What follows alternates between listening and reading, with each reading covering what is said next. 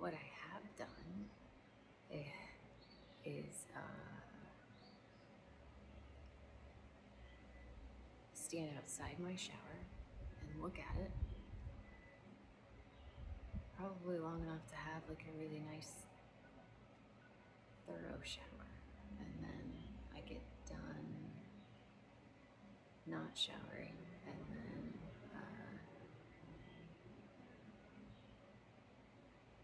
I go back outside and do fucking nothing.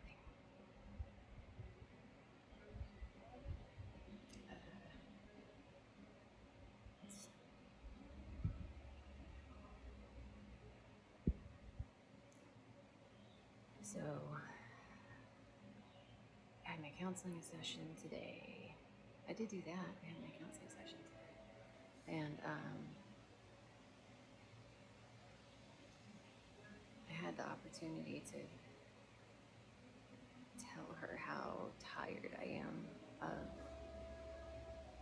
everybody asking me why I don't just go to work. Like, of all the stuff in my life that's happening, that's the thing that I'm mad about, is that people don't stop asking me why I'm not just going back. Like, why are you just gonna get fired without trying? I'm getting really, really fucking tired of hearing it. And like, the only way that I really can describe it is, and I mean, I'm sure there's better ways, but like, for me, there's like, if you could see that both of my legs were completely broken and they were in casts and I couldn't walk, would you ask me if I wanted to go on a jog later today and tomorrow and the next day, the next day, the next day?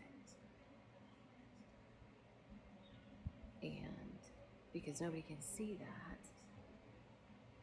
I know what's happening. I know the confusion in my head. I know the nothing that's in my head. I know that everything that's in my head, it's everything and nothing all at the same damn time. I can't explain it. I know the confusion. I know that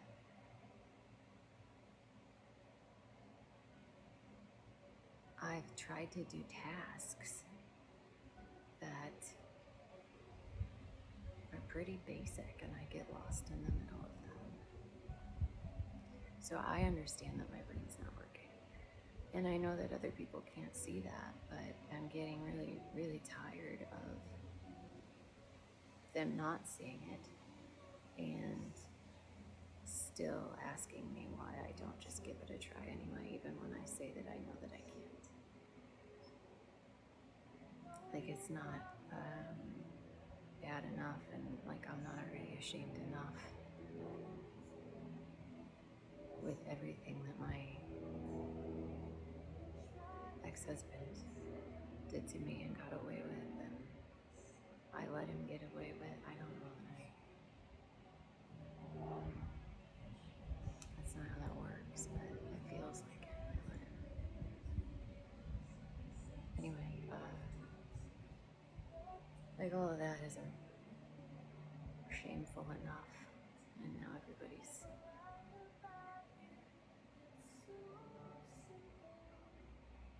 making me feel like shit for losing my job. And I get it, like, but I also get what's happening.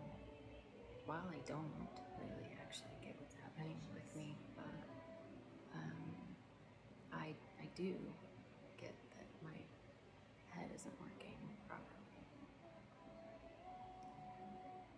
So I got to get that off my chest.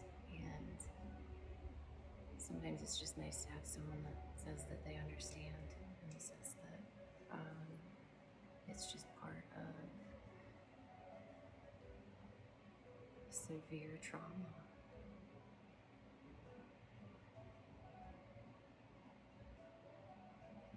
She's like, you didn't just experience a trauma, you've experienced multiple traumas for multiple years.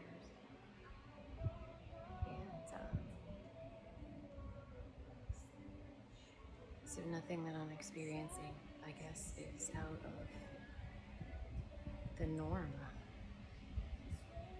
It hits different people differently, and I guess I'm kind of right on pace.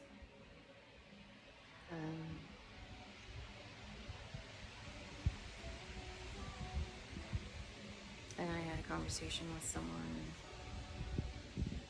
yesterday who had been offering to help me with some stuff, and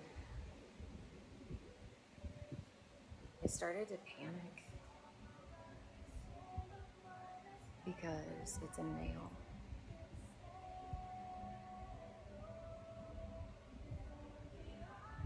And I started to realize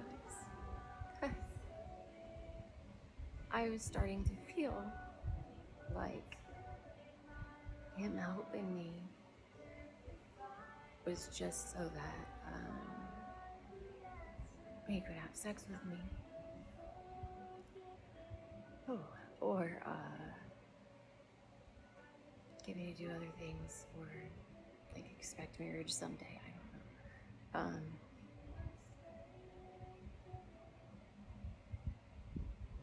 And like, I know this guy, and I know that that's not him.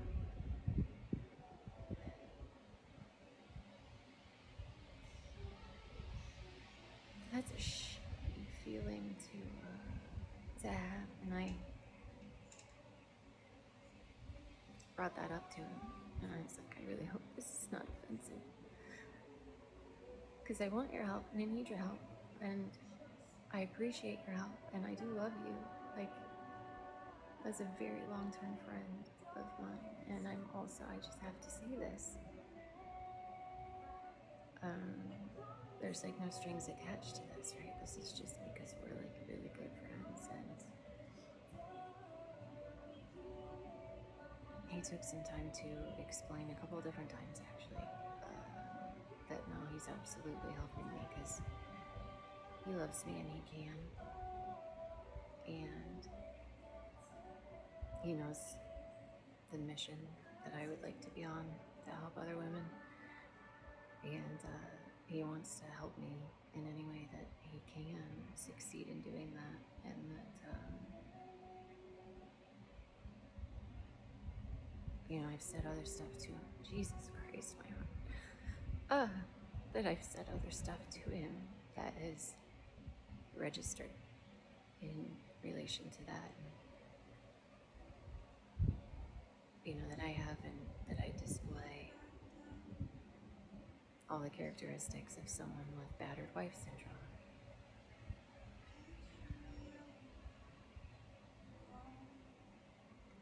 And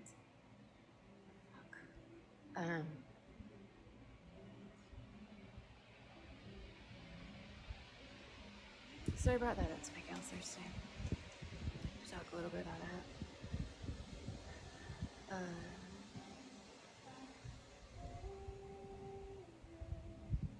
And then I told her about, before I did that, what else did we talk? We talked about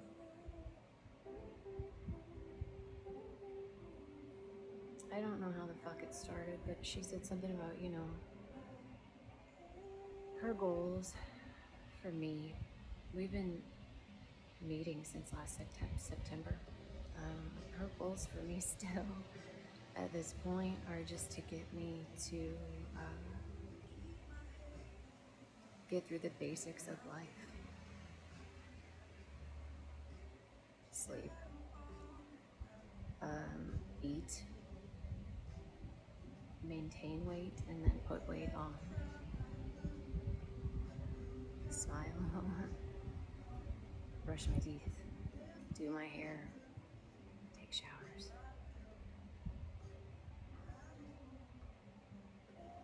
And I was like, Maddie, like, when I go get my mail, I'm proud of myself. Like, I was proud of myself for getting the mail when I was 5.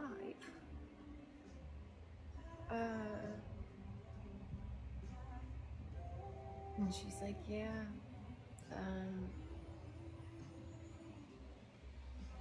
that's just part of, or can be part of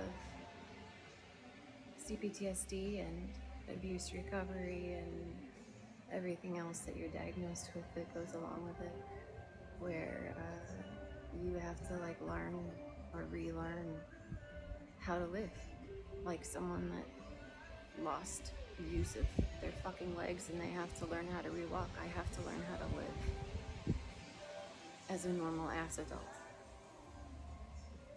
Like her goal for me at the moment is to be able to walk down a hallway in my home and not get triggered and have panic attacks regularly,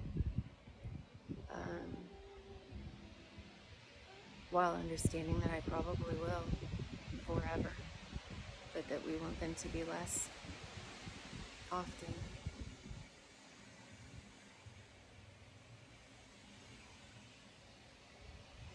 That sucks, you know?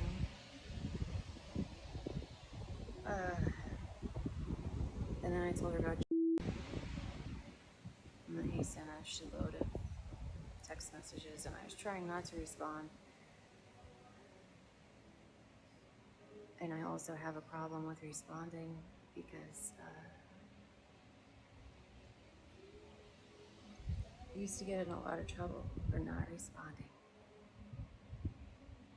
And I told her that I didn't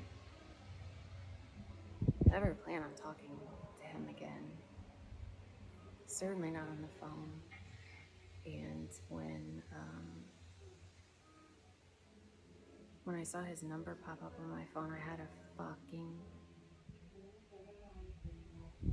like visceral fucking reaction and panic attack. My heart was going. And with each ring, it got worse. Because like, no, he doesn't live here. And I haven't fucking seen him. Well, I just saw him at court. I hadn't seen him since October last year. And it's not like he's gonna, hopefully, come crashing through the door.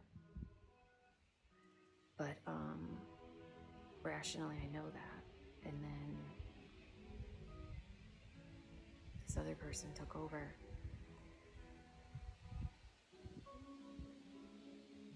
And so I answered. Because I didn't want to get in trouble. I didn't want to. So I answered.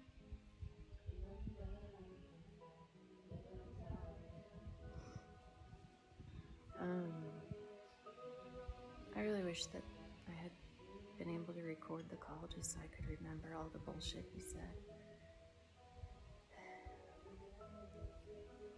It's nice to know that everything that he says is lies. Like, I knew it while we were married.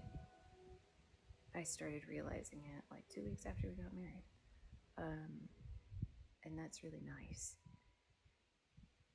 But it was also like really, really nice to see it with some actual distance between us for a while, because it was like, oh, this was the first thing he said, and then he went to this and said this, and then he said this one in the middle, and then he said one over here, like all of the same story but with different results. I'm rich, I'm poor. I loved her, but I didn't love her. Give me this amount of money and I'll leave for good, and I'll never talk to you again. I love you dearly, and I really want to move back into the house and be with you for the rest of my life. Like, you know, like, I wish I remembered everything that he said, just so I knew. I'm sure he recorded it, even though he said he didn't, so we'll see if he uses it against me somehow.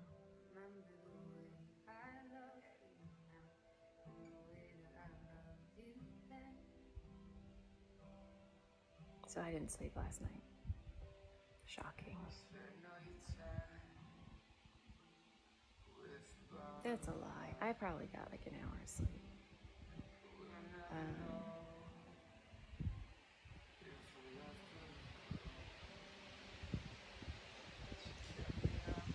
It impacted me a whole lot more than I thought that it was going to. And I'm pretty fucked up. And I know that I don't want him back. I don't ever want him to fucking touch me again. I don't want him to high-five me.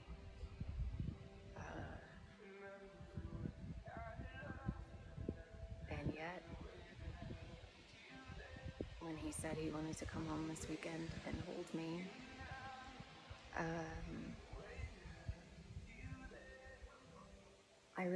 I thought in my head, well, you can't do it this weekend because my nephew's graduating. And then I'm like, what in the fuck? Like, you can't do it any weekend. We're divorced. We're fighting over property that you didn't fairly contribute to, asshole. And I'm scared shitless of you. Shitless of you. And also, I would like you to come cuddle me. What the fuck?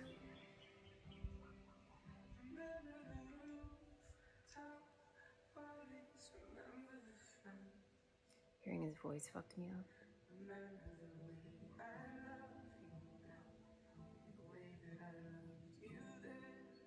When he laughed while telling me how many women he had fucked.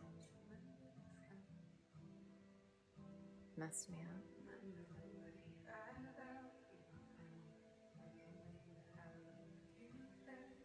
The fact that he was with one girl for quite some time and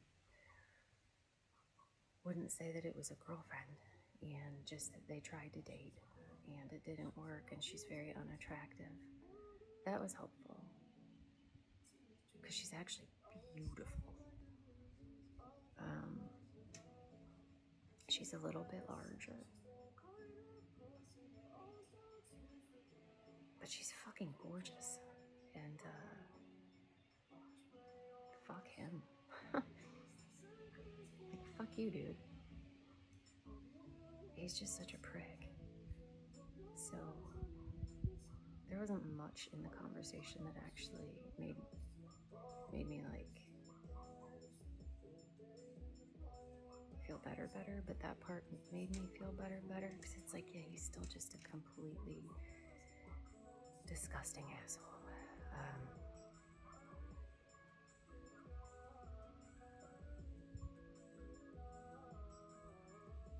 And I don't know why. A week ago, when he texted me, I felt nothing about it. I didn't want to talk to him. I didn't have any desire to talk to him. I didn't have any desire to see him. Yesterday, when he started texting, I didn't either. And then I heard his goddamn voice, and he knows that.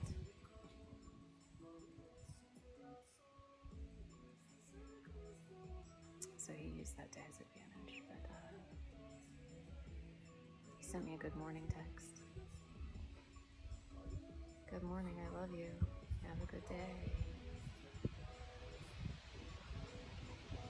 And then some other shit. And then he sent me a picture of himself. He's not fared well through this process. I guess all the women and all the coke weren't so good for him.